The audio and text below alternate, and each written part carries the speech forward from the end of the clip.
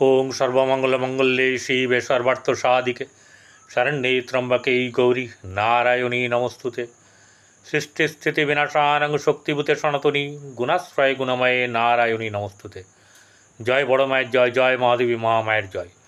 प्रत्येकेर जीवन सुंदर होक, आनंदमय होक, प्रत्येके सुखे खुशिते शांतिते एवं दूधे भाते थाकुन।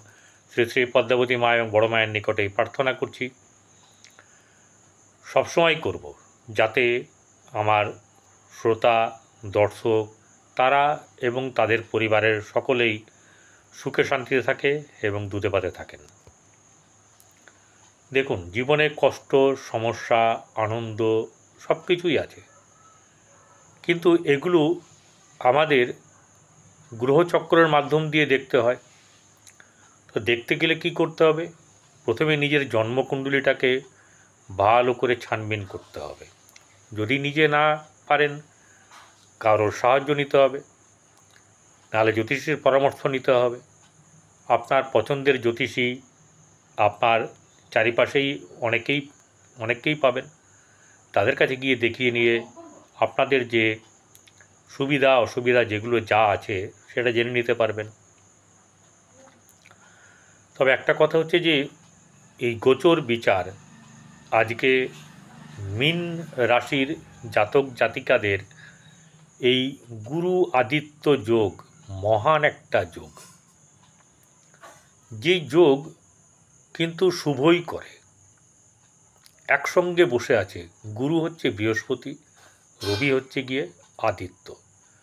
তো এদেরকে চট করে পাওয়া যায় না, বছরে একবারই হয়, একটা মাসই হয় 30 দিন প্রতি বছর।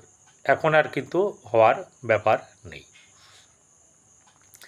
এরকম যদি হতো যে রবি ঘর পাল্টাচ্ছে বৃহস্পতিও ঘর পাল্টাচ্ছে, তাহলে পরের ঘরে যেতে পারত, এরকম হতে পারে, ঠিক আছে।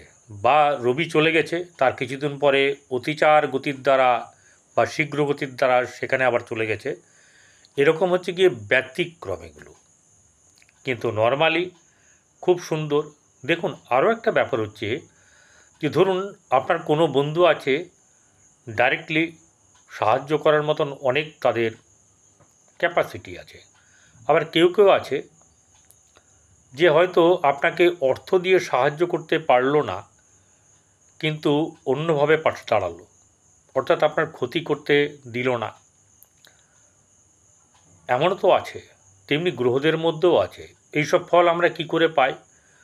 আমরা আমাদের পূর্ব কর্মফল, যেটাকে প্রারব্ধ কর্মফল বলে, তার মাধ্যমে এই যে আমাদের জন্ম বৃত্তান্ত সব কিছু এখানেই আছে। কেউ বিশ্বাস করে, কেউ করে না। যে বিশ্বাস করে না তিনি ভালো থাকুন, যার নিজের মনে হবে সে বিশ্বাস করবে। এখানে জোর জবরদস্তির কোনো ব্যাপার নেই, ঠিক আছে। তবে হ্যাঁ, কেউ যদি বলে এটা সাবজেক্টটার কোনো ভালো না, আজগুবি, তাকে বলবো আপনি আগে নিজে পড়ুন, নিজে জানুন তাজমহল ভালো না আপনার মানে অন্য কোনো জায়গা ভালো, তাহলে দেখতে হবে, চোখে দেখতে হবে না। কোনো জিনিস খাবার না খেয়ে যেমনই কোনো স্বাদ বলা যায় না, তেমনি করে এই সাবজেক্টটাও সেরকম। অন্তর্নিহিত মানে অনেক থাকে, আপনাকে খুঁজে বার করতে হবে। তবে আজকে মীন রাশির জাতক জাতিকাদের, মীন রাশি হচ্ছে রাশিচক্রের শেষ রাশি।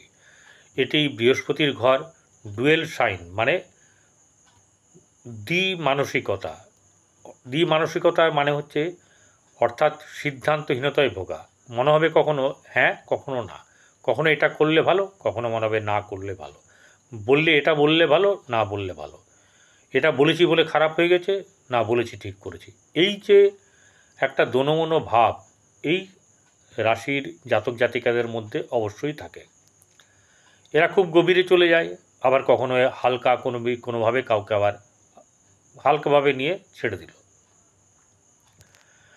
দুটি মাছ একে অপরের দিকে, অর্থাৎ একজনের লেজের দিকে আরেকজনের মাথা, এরকম দুটিই আছে। তো সেক্ষেত্রে এটা হচ্ছে গিয়ে তার প্রতীক চিহ্ন। এখানে বৃহস্পতির নিজের ঘর শুক্র উচ্চস্থ হয়, এখন বর্তমান সময়ে এই মীন রাশির জাতক জাতিকাদের একে ঢাইয়া 7.5 চলছে, শনি এখানে বসে আছে চন্দ্রের সঙ্গে, কিন্তু তা কতটা এদেরকে এখন কাত করতে পেরেছে বা কাবু করতে পেরেছে? দেখুন, যার কোনো ঘর যেমন চতুর্থ, পঞ্চম, নবম, দশম কর্মস্থান এইসব জায়গাগুলো যদি দৃষ্টি দেয় বা থাকে কেউ শুভগ্রহ, তাহলে কিন্তু অতটা পীড়ন হবে না। পীড়ন একদিকে হবে, আরেকদিকে নিজের রিকভারি করতে পারবেন। আপনাদেরকে কিন্তু নিজে রিকভারি করতে হবে। কিভাবে?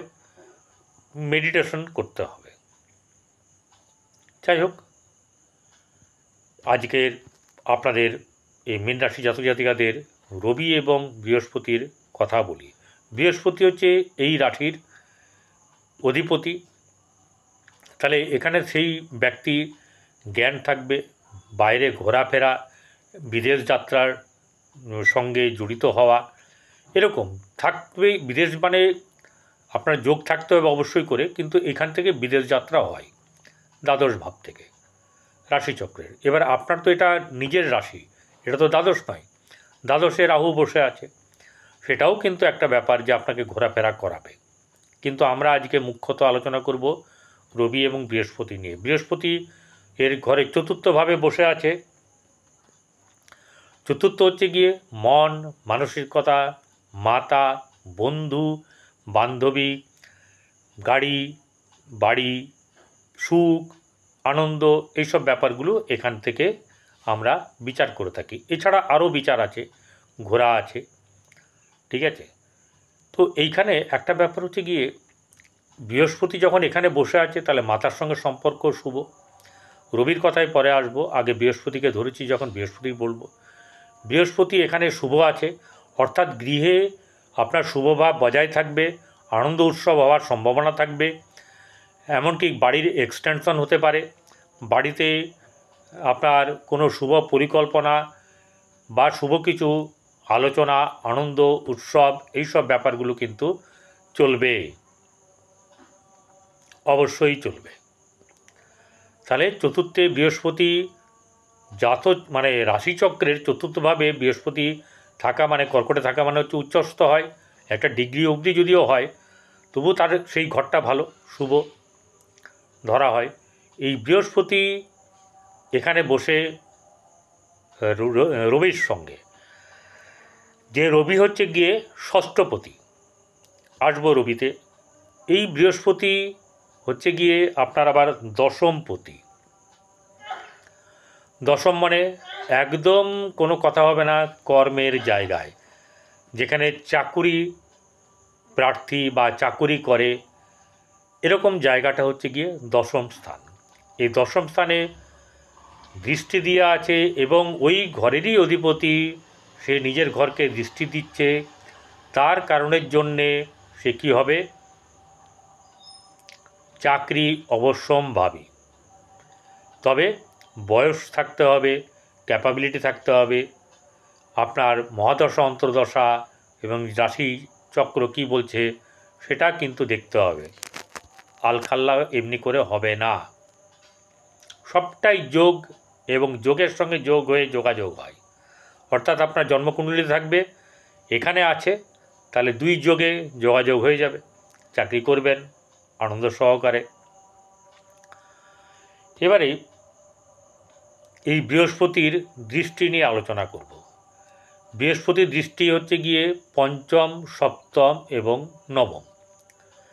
তো প্রথম আমরা পঞ্চমে চলে আসি। বৃহস্পতির যে দৃষ্টি সেটা হচ্ছে পঞ্চম, মানে হচ্ছে আপনার যে রাশি তার থেকে অষ্টম ঘর। প্রথমে একটা কথা বলেছিলাম না, যে সবাই সব কিছু না করতে পারলেও অনেকে কিন্তু গায়ে গতরেও খেটে দিয়েও পাশে দাঁড়াতে পারে বা ভয়হীন অবস্থার সৃষ্টি করতে পারে। তো এখানে মানে অষ্টমভাবে দৃষ্টি দেওয়ার কারণের জন্যে এখানে ধরুন শুক্রর দৃষ্টি আছে, শুক্র কিছুদিন পরে চলে যাবে, রাহুর দৃষ্টি থেকে যাবে, রাহু এবং বৃহস্পতির দৃষ্টি কিন্তু এখানে থাকবে। তাহলে অষ্টমভাবে রাহুর দৃষ্টিতে যদি খারাপ হয়ে থাকে কিছু, বৃহস্পতি এখানে মেকআপ করে দেবে। অর্থাৎ ভয় নেই, কিন্তু সাবধান, সচেতন অবস্থায় রাস্তা পারাপার করা, কাউকে কথা দেওয়া, এইসব ব্যাপারগুলো কিন্তু আপনাকে করতে হবে। বাইরে সবাই খেতে দিলে সবার হাতে খাবেন এরকম ব্যাপারটা এখন করবেন না। ট্রেনে যাচ্ছেন, যে বিশেষ করে ট্রেনে, বাসে কেউ আননোন লোক আপনার সঙ্গে পরিচয় হলো, তারপরে আপনাকে খেতে দিল চা হোক বা মিষ্টি, এইগুলো কিন্তু একদমই না, একদম না। নিজের পয়সায় খাবেন, আপনার যার কাছে মনে হবে তার কাছে খাবেন। ও যেটাকে খাওয়ানোর চেষ্টা করছে যার কাছ থেকে নিয়ে, তার কাছ থেকে খাবেনই না।